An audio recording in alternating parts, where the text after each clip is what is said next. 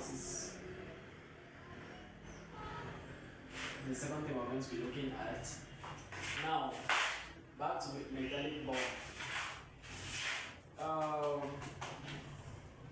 Metals, they have valence electrons, usually less than 4, right?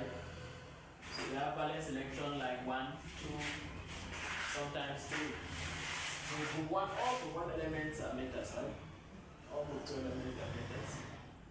All group 3 elements are metal, like aluminum. Okay, so the thing is, in metallic bond, the valence electron they come out from the shell for the metal to be stable. For example, if it's aluminum, which is in group 3, it has 3 electrons on the last shell. Those 3 electrons will move out, and and then aluminum becomes a cation. And then the electrons that come out, they will form a C, electrons C. They will be moving around. And then there is a force that exists between this negative charge and the nucleus of the atom, which is positive charge. That was constitute the metallic bond.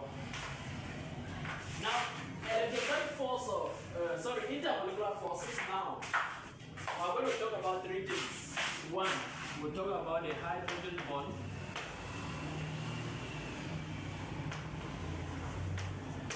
Hydrogen bond is an intermolecular force.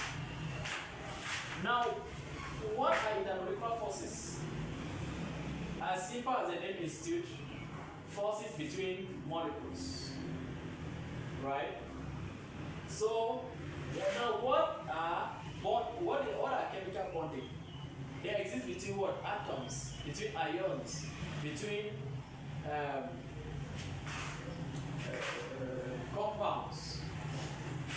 Intermolecular forces between molecules of a compound. For example, water. Between water molecules, the force that exists between them is known as intermolecular forces. Between the molecules of any substance, there is intermolecular force that exists between them. So we have hydrogen bond, we have weak van der Waals. Weak van der Waals forces, van der Waals forces of attraction. Then we have permanent dipoles, or what we can also call dipole attraction. So, funny enough, we're going to start with number 1, being weak van der Waals forces. So we'll continue with this. So, what the van der Waals forces, or as we call it van der Waals forces. There are forces that they exist between molecules, and they are dependent on the distance between the atoms or molecules.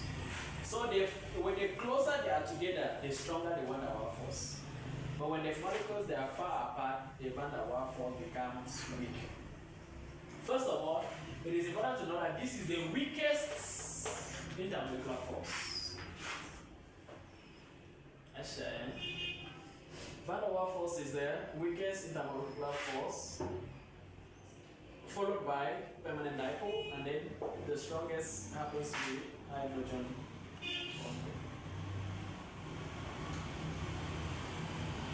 Okay.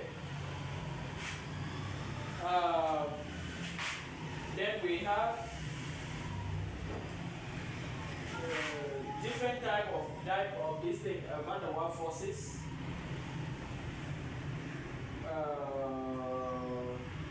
Which I'll not really talk much about. We will look at it in time to come. As a matter of fact, it's not a total concern. So the next thing I'll talk about is permanent dipoles, or dipole attraction, or dipole moments.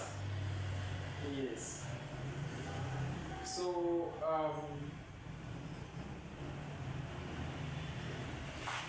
this happens in polar molecules. A molecule that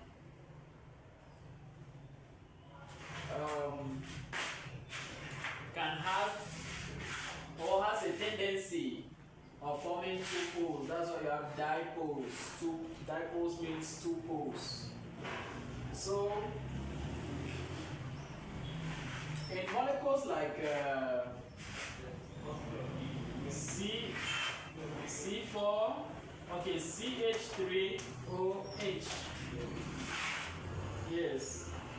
In molecules like CO2,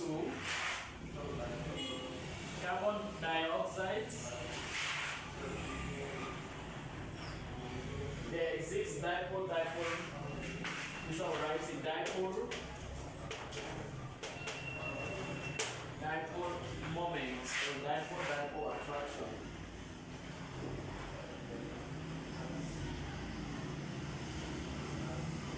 And then in molecules where it's also important to know that a molecule can contain more than one intermolecular force. Hydrogen bonding has two characteristics for identification. There are conditions necessary, the same like we spoke about for this thing, additive covalent bond. Hydrogen bond has conditions for its formation. There are two conditions for the formation of, I'm just briefing everything, the note is there to explain more details. There are two conditions necessary for the formation of a hydrogen bond. So take down the two conditions. The conditions necessary for the formation of hydrogen bond.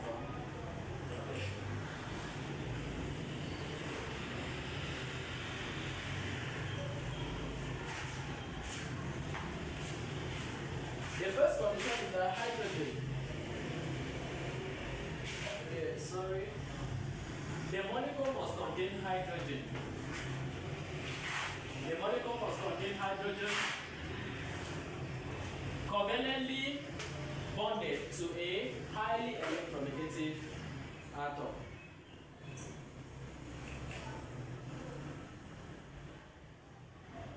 The molecule must contain hydrogen covalently bonded to a highly electronegative atom. Electronegative? Yes.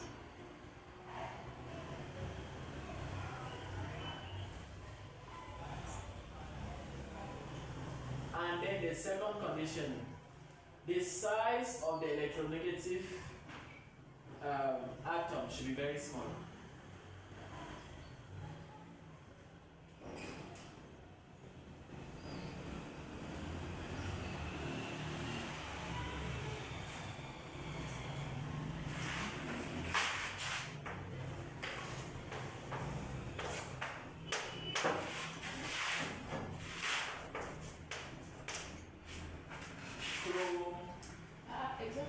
Example homework. No. Homework. Two examples of Hydrogen. yes, molecules that exhibit hydrogen bond. Example is homework. Or tell me now. Tell me the examples now so that I can correct it now. Water. Okay, water.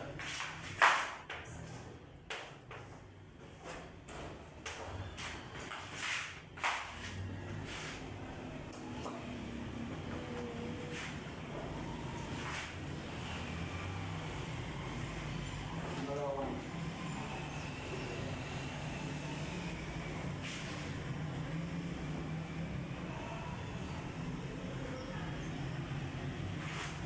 Let me just carry this one and put it here to save you from stress. I didn't see that one. Hydrogen. I didn't see it. I hope you did not see it. Okay, you see it. Let's see. So yeah, everything is here. I don't know if I've already sent this to you. I've only sent it. So what I'm going to send is, I'll send a note. I'll send questions on this topic. Yes. I'll send general chemistry questions. So now when any topic is treated in chemistry, come and answer it. Yes. So, any question? No question. So you maybe I haven't seen, but there's no pressure.